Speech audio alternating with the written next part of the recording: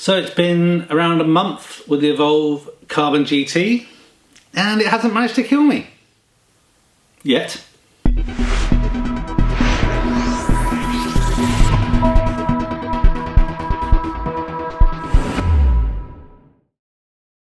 Yeah, so I absolutely love this board. I wish I'd got one earlier. I mean, it wasn't out until when I got it, but I wish it was out earlier. I would have loved to be able to have the time to use this all throughout the summer. My usage has declined in the last few weeks. Basically, either one, being too busy, or the weather here in the UK has just gone to crap. But that aside, let's talk about my first kind of 4 to 5 weeks with the Evolve GT. And ultimately, do I think it's worth the money? Should you even think about getting an electric skateboard, or is it really just an expensive gadget?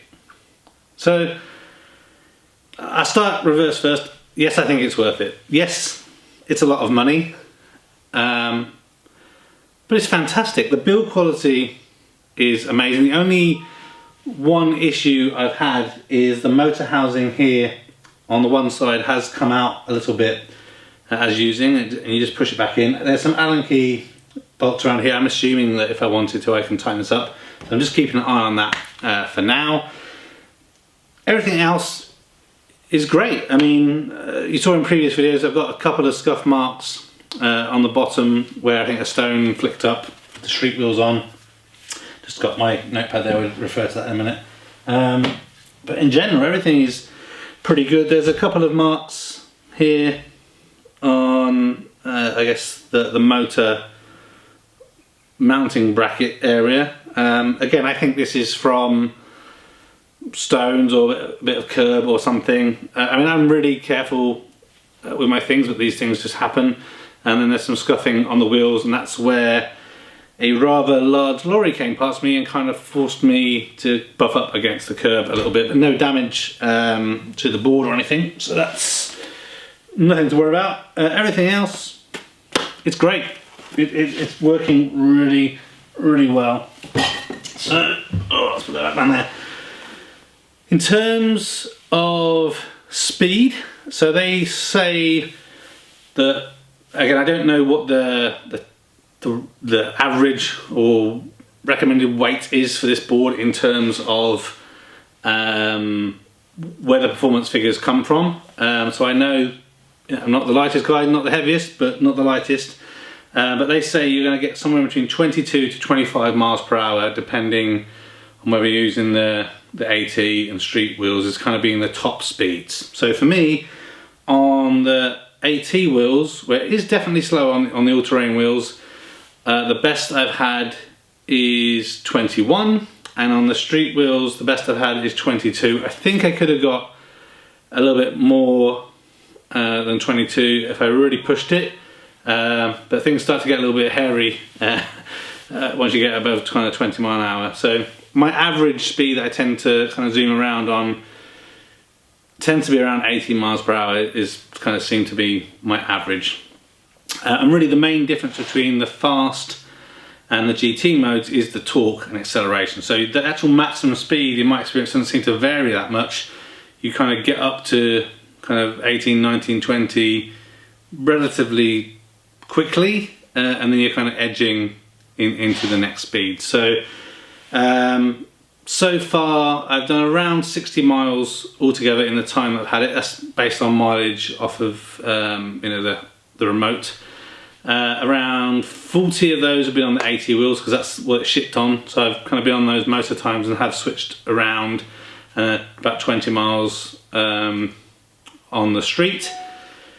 Depending on what wheels you're using, the characteristics definitely are different. This thing is an absolute pleasure to ride on the AT wheels. It's calm, you don't have to worry about any bumps, you don't have to worry about going up the curb lips, nothing stands in your way, you just cruise along and it's perfect. It is a bit heavier, that's the one thing I noticed, a little bit heavier and a little bit more cumbersome, so if you're trying to get through doorways and things, the size of the AT wheels does play a part. And so more recently I've switched back to the street wheels. I'm probably have to switch back to AT again now the weather's gone to crap. In street mode it's definitely a lot lighter. I mean, it's not night and day lighter. It makes, you know, if you go to the supermarket and you're carrying it around, it's a lot more livable with. But the performance and the battery usage is much better with the street wheels. You're going to get a lot more mileage. I'd say it's nearly twice as much range with the street wheels versus the AT in real world use. And the performance is much better. You can go a lot quicker, a lot faster. And I've seen that, you know, I can do like a couple of miles and it's used hardly any battery. It's like 3% battery. Whereas on the AT wheels, you do a couple of miles and you've zapped kind of 10% of the battery nearly. So big difference there. What I'm using it for is basically anything that is in kind of a 5 mile-ish round trip. And it's something that I can carry in a backpack. And it's a place in somewhere where parking is a bit of a pain in the arse. So if I'm popping to the supermarket and I don't need too much, I will take the Carbon GT. If I'm popping to the cash machine, I take the Carbon GT. If you pop into the butchers or bakers, use a Carbon GT. Need to post a letter, Carbon GT. Need to pick up a takeaway, Carbon GT. And everyone always has loads of questions about it, and they kind of, you know, people just aren't used to seeing it. I ride it a lot during dark and dusk. I've got the LED lights on, which there's a separate video for that, and the vision is really good. I can't say enough about this thing. I do think it's worth it. I keep a note, as I mentioned before, in one of these field notes books about kind of all my usage. So I tend to charge it when it gets to about 50% battery at idle. So what I found is, if you go off on a trip at 50%, a lot of the trips I make have got slight inclines, about 10% or so, so nothing the board can't handle, and it just gets a little bit risky in those situations. So when you're coming uphill, you're kind of down to 8, 6, and even 2% has been the lowest.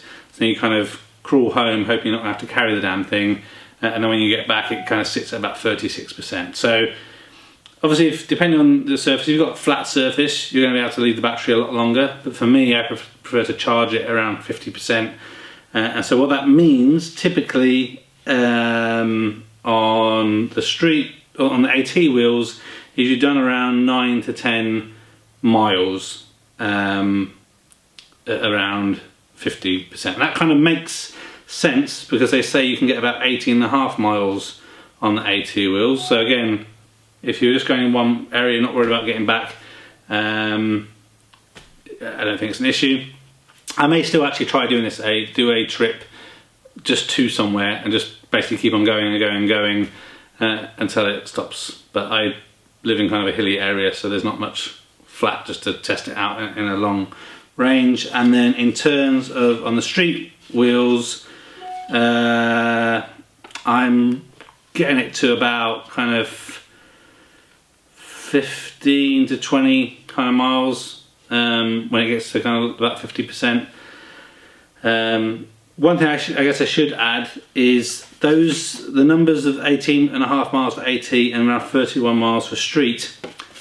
My belief is all those numbers from Evolve are running in eco mode. I hardly ever run in slow and eco mode, always in fast, and occasionally in GT. When it hits that 2% mode and I'm limping back, I will go to eco mode and limp home with a small flick to fast to climb a hill if needed. So I think the numbers are pretty good. I mean, when are you going to go 30 miles on a little skateboard? I don't think it's going to happen. But yeah, I'm really happy with this thing. If you are on the fence about, you know, should you buy one, I couldn't get opportunity to try one out before, and in the end I just kind of bit the bullet and said, okay, you know, let's have a look at one of these. No regrets at all. I think this thing is fantastic. I would definitely recommend one to others. And again, there's the Bamboo GT as well. If a couple of people asked me comments in previous videos, how much do I weigh? Will they be too heavy for the boards? Don't know how much I weigh. You don't weigh yourself if you don't want to know the answer.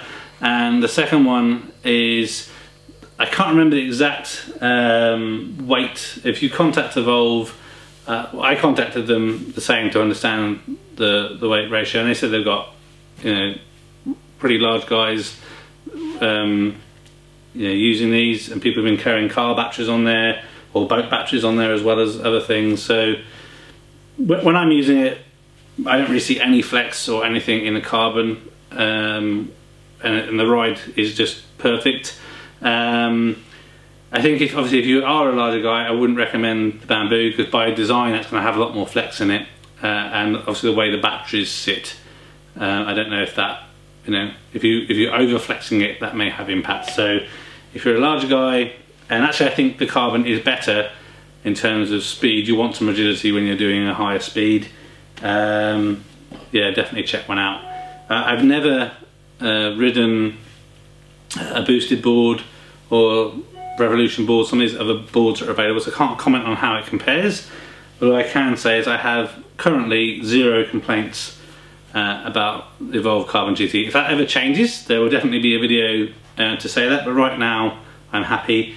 The only thing I'm considering is perhaps some ABEC wheels, so larger wheels, trying to get some compromise between the street and the AT. So I would like a little bit more height out of the street wheels, just to, you know, try and minimise these scuffs and scratches that can come from the stones, and mean I don't have to worry as much about the curbs. It's about £100 I think to change to those wheels. So I still haven't quite decided yet if I'm going to stick with these or try those ABECs. We'll take it from there. And the other thing I'd love to get that you can't seem to get very easily here in the UK is a cover. So I want to be able to put this thing in the car and transport around without having to worry about it getting knocked and scuffed and scraped. So they do covers in the Australian store for the older generation, which are apparently a bit baggy, but that's fine. But you can't get them over here in the UK or in Europe, as far as I can tell. And to order it from the US, it's pretty much the same cost as the cover itself. So I think it's like £25 for the cover or something, and you have to pay £25 delivery. And even if £50 isn't the end of the world, you know, I just begrudge paying £25 for shipping. So yeah, I think this board's amazing. If you have any specific questions that I haven't covered, please leave a comment. If the video is helpful and you like the other videos, please consider subscribing, give me a thumbs up. And if you've got an Evolve Carbon GT or the Bamboo GT or any of the Evolve products, you know, leave a message. And also if you've got one of the other electric skateboards and you've used one of these and you think this one is better or worse or what have you, leave comments, you know, share feedback so people can make more informed purchasing decisions. So yeah, Evolve Carbon GT. Definitely a thumbs up from me. Thanks for watching this video. A thumbs up would be really appreciated. If you're interested in other geek type videos, please consider subscribing to Spectrum Geeks. Why not also follow us on Facebook, Instagram and Twitter. And before you leave, why don't you check out one of these other videos that may be of interest. Thanks again for watching.